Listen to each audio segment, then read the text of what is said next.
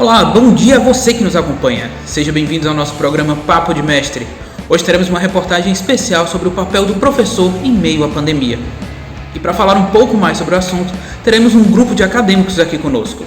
Para iniciar o tema, temos aqui a acadêmica Venância Azevedo. Eu passo a palavra para você, Venância. Bom dia! Bom dia, Paulo. Então, dentro desse período pandêmico que estamos passando, toda a sociedade precisa se adaptar às medidas de distanciamento social para minimizar o contágio com o novo coronavírus. No âmbito da educação não foi diferente.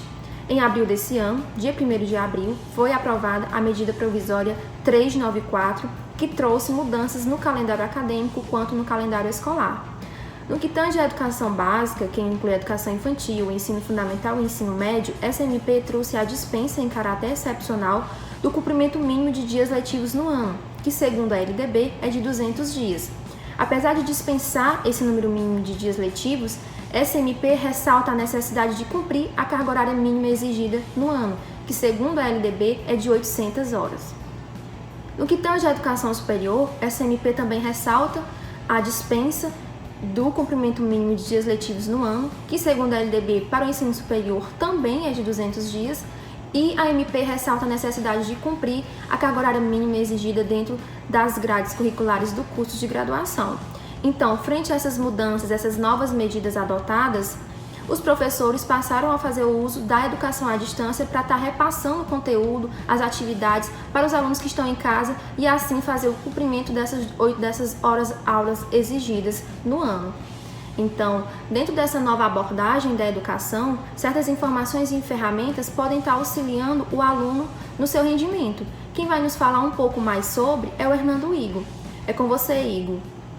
Como a Venância havia apontado, existem ferramentas que podem indicar as melhores formas de aprendizado dos alunos e com isso fixar melhor os conteúdos. Para isso existe o método VARC, que propõe que a aprendizagem ocorra por meio de 5 habilidades: auditiva, visual, sinestésica, leitura e escrita e a multimodal, quando a aprendizagem ocorre por meio de 2 ou mais habilidades. Essas habilidades, como a auditiva ou a visual, estão sendo bastante utilizadas nesse período de pandemia, mesmo por pessoas que se identificavam com outras formas de aprendizagem. Então, os professores também tiveram que se adequar a essas novas formas de ensino.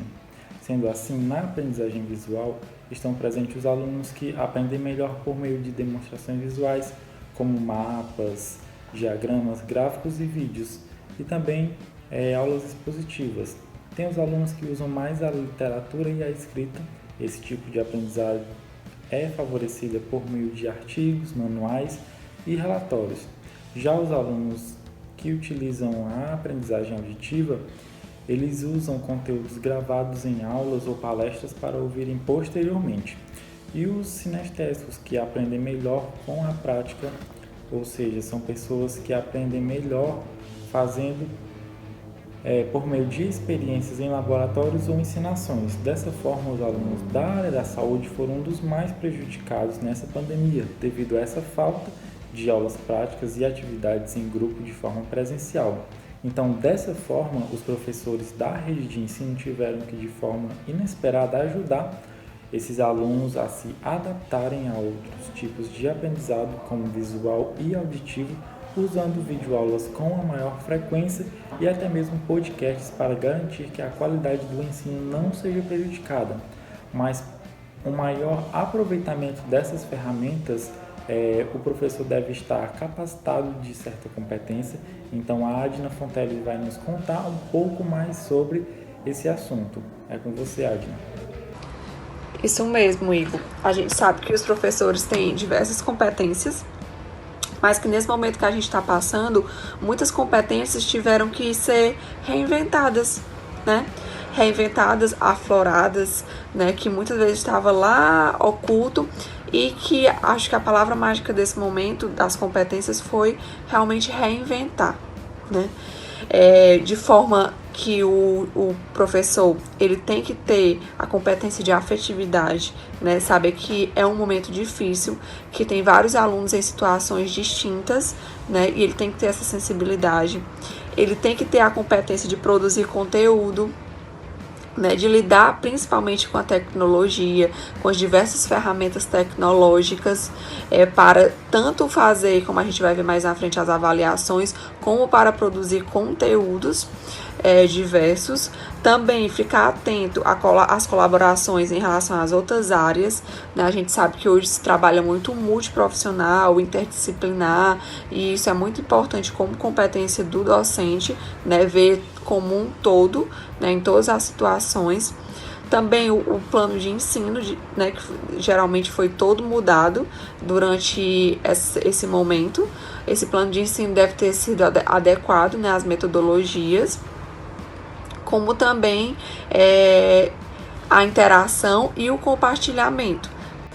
E essas competências, nesse momento difícil, que o professor tem como mais desafiador, trazer sempre inovações, atualizações, curiosidades, para sempre estar mantendo a atenção do aluno por detrás de uma tela, trazer a mesma sensação da sala de aula.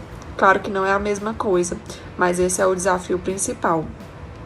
Além disso, os professores, por detrás das telas, estão buscando a sempre se atualizar, para todas as aulas estarem trazendo conteúdos diferentes e muitas das vezes correlacionando com tudo que a gente está passando. Então, um dos pontos dentro da docência que também sofreu mudança foi o planejamento pedagógico. Miguel Fernandes vai nos falar mais um pouco, não é isso, Miguel? Exatamente, Adna. E como tudo nesse período de crise sanitária, o planejamento dos professores também teve que mudar, também teve que ser adaptado. E sabemos que para que ocorra o processo de ensino-aprendizagem de modo contínuo, de modo correto, é necessário que os docentes planejem as suas aulas e tenham seus objetivos. E como componente didático-pedagógico no ensino superior, o planejamento ele representa um mecanismo de orientação da prática docente, trazendo segurança para a operacionalização das atividades. Então, sendo assim, o planejamento ele funciona como um guia tanto para os discentes, né, os estudantes, como para os próprios professores, que são os responsáveis por essa operacionalização das atividades.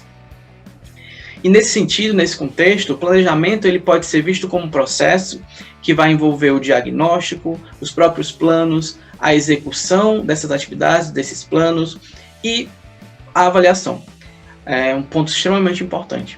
Então, selecionar os conteúdos a serem desenvolvidos durante as aulas e qual será a estratégia utilizada são elementos construtivos para o planejamento, o que vai certamente convergir para o seu êxito, para as suas práticas exitosas, para o êxito das suas atividades, né? E nesse cenário de pandemia, quando se fala em estratégias, casa muito bem, visto que nesse cenário provocou diversas transformações e adaptações, como eu falei. Né? Então, na área educacional não seria diferente, e no tópico planejamento não seria diferente. Então, de uma hora para outra, todo o planejamento estratégico e pedagógico voltado à atuação de forma presencial precisou ser adaptado à modalidade à distância. Então, os professores, as instituições tiveram que tomar estratégias, né? Tiveram que se readaptar a essa nova realidade. Por exemplo, atividades antes realizadas de forma presencial dentro da sala de aula tiveram que sofrer mudanças, né, para a questão para a modalidade à distância, a modalidade EAD. A própria dinâmica de aula, a própria dinâmica dentro da sala de aula é diferente de uma dinâmica de uma sala de aula virtual. Então, foi um cenário desafiador. Desde o início foi um cenário desafiador e continua sendo um cenário desafiador. E por mais que a gente esteja com a tecnologia na palma da mão diariamente, realizar uma mudança digital, uma transformação tão repentina, trouxe grandes desafios e continua trazendo grandes desafios. No entanto, a gente percebe que esses desafios diários, em relação ao planejamento e execução das aulas, está sendo contornado. Então, da melhor forma possível, os professores, os discentes e as instituições estão contornando esses problemas com o objetivo de não diminuir de forma tão drástica, né, o desenvolvimento dos estudantes. Nesse sentido, né? Então, essas mudanças, de fato, elas se estenderam também para as avaliações dos alunos. Como eu falei, a avaliação é um ponto extremamente importante dentro do planejamento e dentro dos planos de aula. Nesse sentido, a Nívia Maria tem mais informações sobre isso. Nívia, essas avaliações sofreram várias mudanças, não é mesmo? Exato, Miguel. Com a mudança dessa sala de aula do ambiente presencial para o ambiente remoto, essas formas avaliativas precisaram ser mudadas e adaptadas para o ambiente virtual. Então, esses professores buscaram ferramentas já conhecidas pelo ensino à distância que ajudassem tanto no momento pré-avaliativo quanto no momento da avaliação. Como vocês podem ver na imagem, existem uma lista de plataformas que ajudam com o compartilhamento de informações, e algumas delas são gratuitas, como a Escola Digital e o Google Classroom, que o professor pode usar para divulgar informações, engajar discussões e também compartilhar vídeos, jogos e questionários.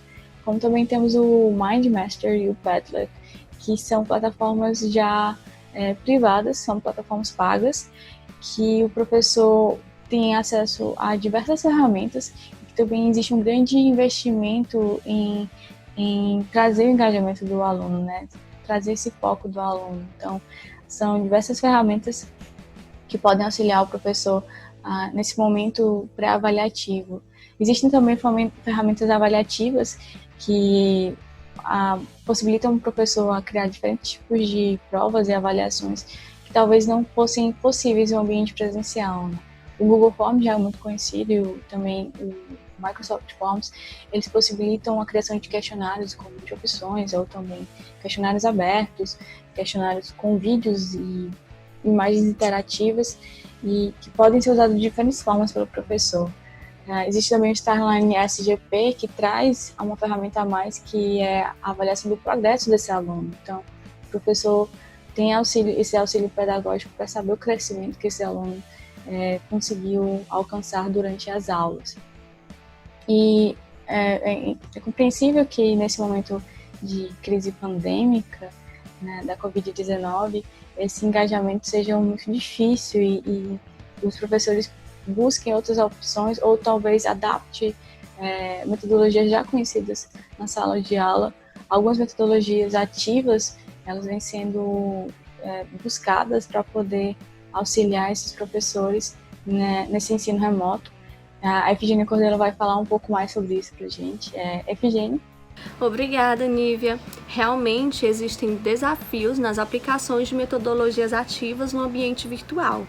A aprendizagem baseada em problemas, por exemplo, em que é necessário que o professor atue como um mediador, estimulando e incentivando os estudantes a resolver um determinado problema através de estudos dirigidos, pode apresentar obstáculos, visto que a integração visual entre os alunos não será tão efetiva. Consequentemente, o envolvimento entre os alunos poderá ser prejudicado.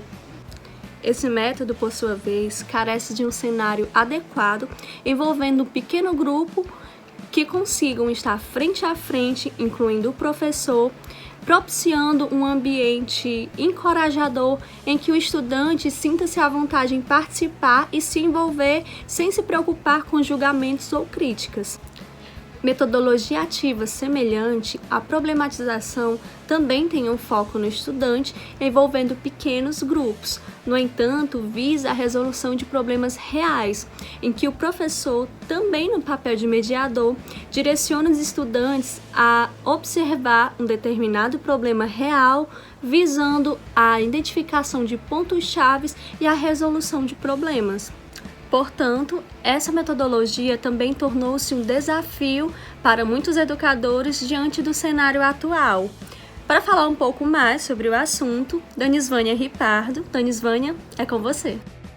Obrigada, Efigênia. Dando continuidade, atualmente há um desafio muito grande que um professor enfrenta em tempos de pandemia, em que, por exemplo, a aplicação de metodologias ativas em grandes turmas, o professor teve que se reinventar, em que, por exemplo, a dificuldade está tanto em turmas que interagem demais, como também em turmas que não interagem, que é o que geralmente acontece.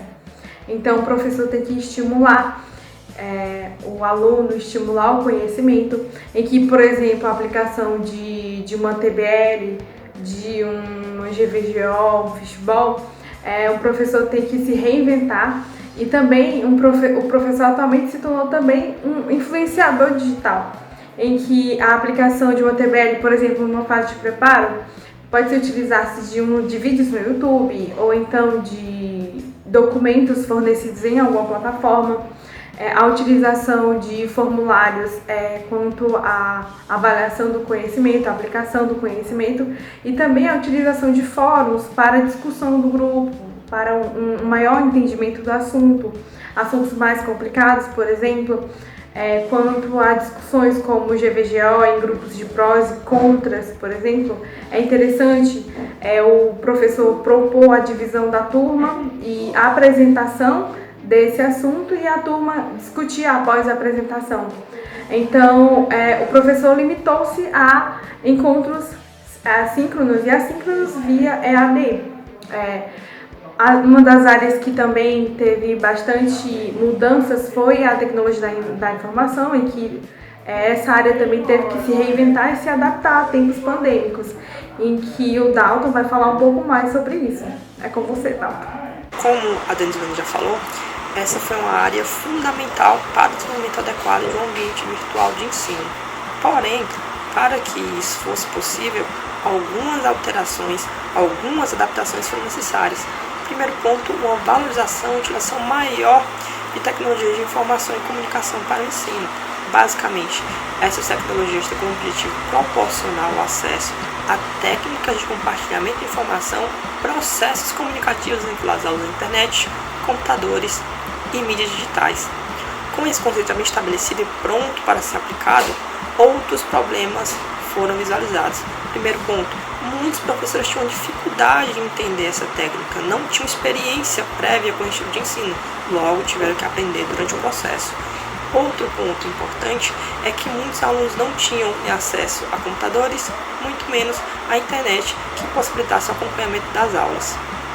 Partindo para aspectos teóricos de didática, que também sofreram alterações, pois muitos alunos se sentiam pouco motivados durante as aulas. Logo, métodos ativos que possibilitassem transformar o aluno em protagonismo do ensino foram necessários. A gente tem como exemplo o uso do método de sala invertida, ao qual basicamente atividades que eram formalmente feitas em sala passam a ser feitas em casa ou extra aula, nesse contexto de EAD. E atividades que eram feitas extra aula passam a ser feitas durante a aula. Exemplo, aspectos conceituais, desenvolvimento conceitual, teórico, aprendizagem seria feito extra sala, e atividades que possibilitassem uma compreensão melhor, aspectos discutivos, trabalhos em grupos, seriam feitos durante as aulas. Evidências já indicam que esse método de sala invertida é mais eficiente do que o método tradicional. Porém, o que a gente vê na prática é ainda assim a utilização do método tradicional de ensino, ao qual o professor dá o conteúdo, o aluno escuta e anota. Com uma visão geral, a gente pode tirar alguns pontos positivos desse processo. Talvez essa abertura, essa mudança drástica na forma de ensinar possa possibilitar a utilização desses métodos no futuro, como por exemplo o método de sala invertida. Nessa situação, muitas alterações, adaptações foram necessárias em várias profissões, e para o professor também não foi diferente, né? Muitos desafios enfrentados, e nosso objetivo aqui foi destacar tanto as dificuldades quanto as conquistas que os professores tiveram que passar durante esse período de pandemia. Obrigado a todos pela audiência e, se possível, fiquem seguros e em casa. O Papo de Mestre fica por aqui e nos encontramos na próxima edição. Tchau!